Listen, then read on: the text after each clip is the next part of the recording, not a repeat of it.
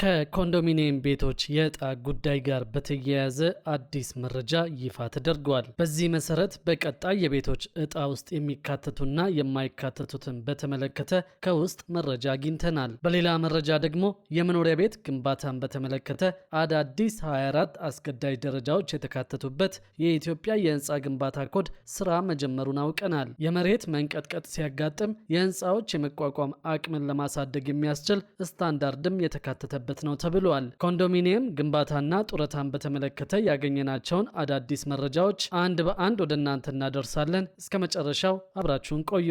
ባለፉት 10 ዓመታት በስራ ላይ የነበረው የኢትዮጵያ የህንፃ ግንባታ ኮድ ዘርፉ የደረሰበትን የአሰራር ለውጥ መሰረት ባደረገ መንገድ ተሻሽሎ 24 አዳዲስ ደረጃዎችን በማካተት ጸድቆ ወደ ስራ መግባቱን የኢትዮጵያ ኮንስትራክሽን ባለስልጣን ገልጿል። የኢትዮጵያ ኮንስትራክሽን ባለስልጣን ምክትል ዋና ዳይሬክተር ዶክተር ሙአዝ በድሩ በአገር ደረጃ ያልተናበበና ወቅቱን የዋጀ ያልነበረውን የህንፃ ግንባታ ኮድ በመቀየር ጊዜው የደረሰበት የዘርፉን የአሰራር ለውጥና የቴክኖሎጂ አጠቃቀምን መሰረት ያደረገና 2 ዓመታትን የፈጀ ማሻሻያ መደረጉን ገልጸዋል። በ40 ዓመታት ውስጥ የህንፃ ግንባታ ኮድ 2 ጊዜ ብቻ እንደተሻሻለ የገለጹት ምክትል ዋና ዳይሬክተሩ በስራ ላይ ከነበረው ኮድ ከሚገኙ 24 ስታንዳርዶች ውስጥ 16 ያህሉ እንዲሻሻሉ፣ 24 አዳዲስ እንዲካተቱበትና በአጠቃላይ 40 አስገዳጅ ስታንዳርዶችን እንዲይዝ ተደርጎ መዘጋጀቱን ገልጸዋል። 8 ነባር ስታንዳርዶች ባሉበት እንዲቀጥሉ መደረጉን ከአዳዲሶቹ ጋር ተደምሮ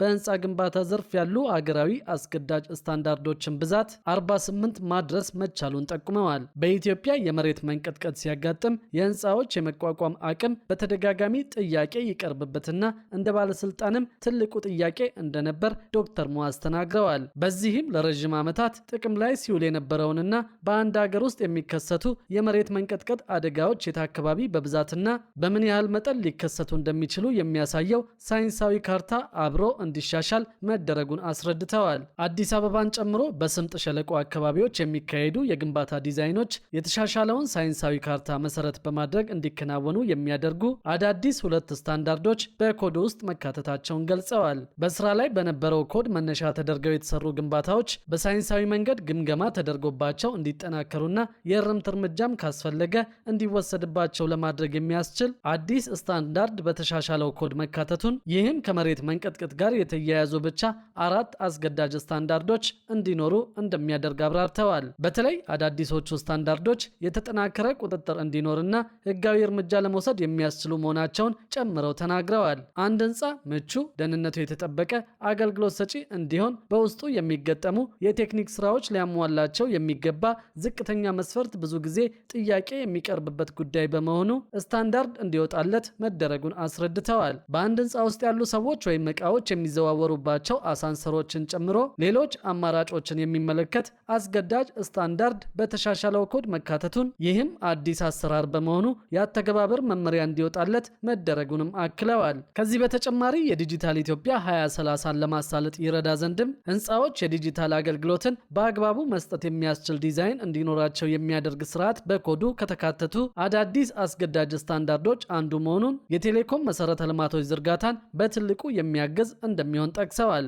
የአሉሚኒየምና የመስታወት ግብዓቶች ዝቅተኛ መስፈርት ተዘጋጅተውላቸው በኮዱ በአስገዳጅነት እንዲካተት መደረጉንም ጨምረው ተናግረዋል። በሌላ መረጃ ደግሞ ከኮንዶሚኒየም ቤቶች የዕጣ ጉዳይ ጋር በተያያዘ አዲስ መረጃ ይፋ ተደርጓል። በዚህ መሰረት በቀጣይ የቤቶች ዕጣ ውስጥ የሚካተቱና የማይካተቱትን በተመለከተ ከውስጥ መረጃ አግኝተናል። በ1997 እና 2005 እቅዶች ስር የ40/60 የኮንዶሚኒየም ቤቶችን ለማግኘት በ1997 እና በ2005 ተመዝግበው ቤቶችን ለማግኘት ለዓመታት ገንዘባቸውን ሲቆጥቡ የቆዩ በመቶ ሺዎች የሚቆጠሩ የአዲስ አበባ ነዋሪዎች የመኖሪያ ቤት የማግኘት እድል እንዳላቸው የከተማው ባለስልጣናት ቢናገሩም ቆጣቢዎቹ ግን በዕጣ ፈንታቸው ዙሪያ እርግጠኛ እንዳልሆኑ እያስታወቁ ይገኛሉ።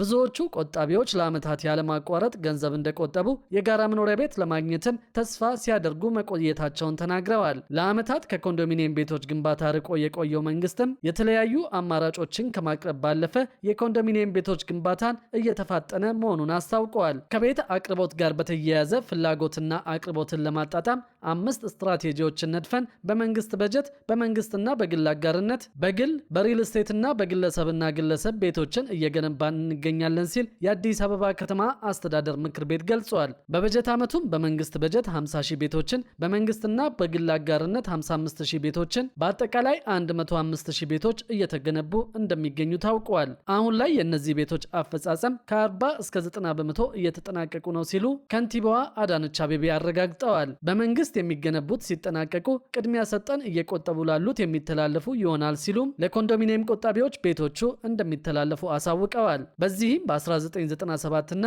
2005 የኮንዶሚኒየም ቤቶች ፕሮግራሞች ቁጠባ የጀመሩ ዜጎች በቀጣይ በሚኖሩ የግንባታ ፕሮጀክቶች አማካኝነት የመኖሪያ ቤት ለማግኘት ብቁ ይሆናሉ ተብሏል። በ1997 እና 2005 የቁጠባ መርሃ ግብሮች የተመዘገቡ ነዋሪዎች በ2014 በወጣው የመጨረሻው የኮንዶሚኒየም ቤቶች 14ኛ ዙር ዕጣ ውስጥ መካተታቸው ይታወቃል። በ1997 የተመዘገቡ ቆጣቢዎች በተለይም ለስቱዲዮና ለባለ3 መኝታ የተመዘገቡት ሁሉም በሚባል ደረጃ ቤት ማግኘታቸውን መንግስት አስታውቋል። በዚህ ምክንያትም የስቱዲዮና የባለ3 መኝታ ቤቶችን ለ2005 ተመዝጋቢዎችን ማስተላለፍ መጀመሩ ይታወቃል። ይህም ማለት በቀጣይ ዕጣ ሲወጣ ለ1997 ቆጣቢዎች ለብቻቸው የተለየ ወይም ልዩ ምደባ እንደማይኖራቸው ነው ከውስጥ ምንጭ ያገኘነው መረጃ የሚያመለክተው። የቀሩት አብዛኛዎቹ የ1997 ቆጣቢዎች ለባለ 2 መኝታ ቤት የተመዘገቡ መሆናቸውን ነው ምንጮች ጨምረው የገለጹት። በአሁኑ ጊዜ 5 አማራጮች ቤቶች በመገንባት ላይ በመሆናቸው የ1997 እና የ2005 ቆጣቢዎች ከሚገነቡት ቤቶች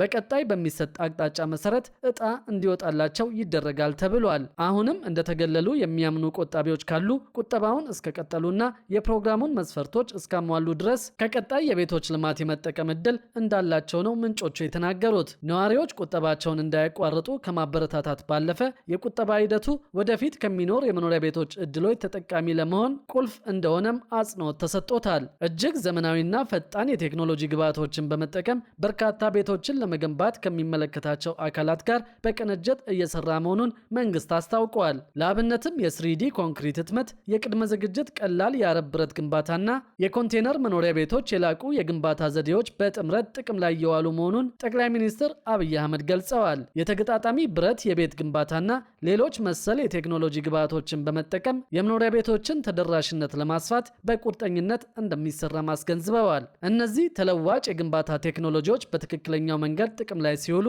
የስራ ፍጥነትና የጥራት ደረጃ እርስ በርስ የማይጋጩ መሆናቸውን በተግባር ያረጋገጡ መሆኑንም ገልጸዋል። ይህም ጥራታቸውን የጠበቁ መኖሪያ ቤቶችን ከወራትና ከዓመታት ይልቅ በጥቂት ቀናትና ሳምንታት ውስጥ ብቻ ሰርቶ ማጠናቀቅ እንደሚቻል የታየበት ሕያው ምስክር መሆኑን አብራርተዋል። ይህ አይነቱ የላቀ የፈጠራ ስራ በየትኛውም የሀገሪቱ ክፍል በቀላሉ ሊተገበር ሊደገምና ሊስፋፋ የሚችል በመሆኑ የሀገሪቱን የቤት ልማት ፕሮግራም አቅጣጫ በከፍተኛ ደረጃ የመቀየር አቅም እንዳለው ተመልክቷል። በሌላ በኩል ደግሞ አንዳንድ የግል ድርጅቶች የሰራተኞቻቸውን ትክክለኛውን የጡረታ መዋጮ እንዳይሰበሰብ ደሞዝ አሳንሰው ያሳውቃሉ ተብሏል። ድርጅቶቹ እስከ 3 ወር ሳይከፍሉ ከቆዩ ከሂሳብ ደብተራቸው ላይ እንደሚቀነስም ታውቋል። ባለፉት 6 ወራትም ከ39 ቢሊዮን ብር በላይ ከግል ድርጅት ሰራተኞች መሰብሰቡ ነው የተገለጸው። የግል ድርጅት ሰራተኞች ማህበራዊ ዋስትና አስተዳደር እንዳለው ከሆነ ከ8 ዓመት በፊት ከነበረው ገቢው የ34 ቢሊዮን ብር ብልጫ እንዳለውም አስታውቋል። አንድና ከአንድ በላይ ሰው የቀጠረ ማንኛውም የግል ድርጅት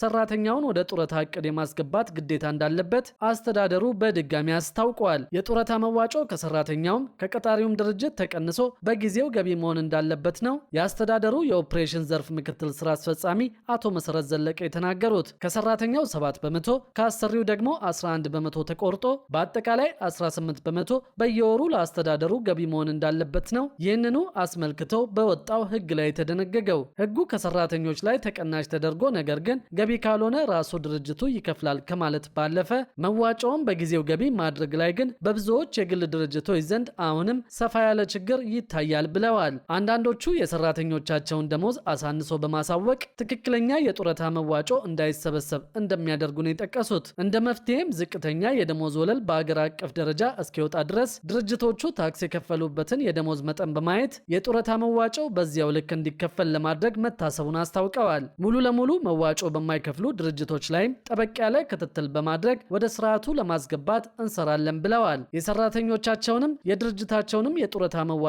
ቀንሰው በጊዜው ገቢ የማያደርጉ ተቋማት ግን ራሳቸውን ላልተገባ ቅጣትና ወለድ እየዳረጉ መሆናቸውን ማወቅ አለባቸው ሲሉ አቶ መሰረት ተናግረዋል። መዋጮውን በጊዜው ገቢ የማያደርጉ ድርጅቶች ከተደረሰባቸው የራሳቸውንና የሰራተኛቸውን ክፍያ ከወለድና ከቅጣት ጋር እንዲከፍሉ ይደረጋል ይደረጋል ተብሏል። የጡረታ መዋጮውን በጊዜው ገቢ የማያደርጉ ድርጅቶች ሀብት ንብረታቸው እንዲሸጥ ጭምር ሊደረግ እንደሚችልም ተጠቅሷል።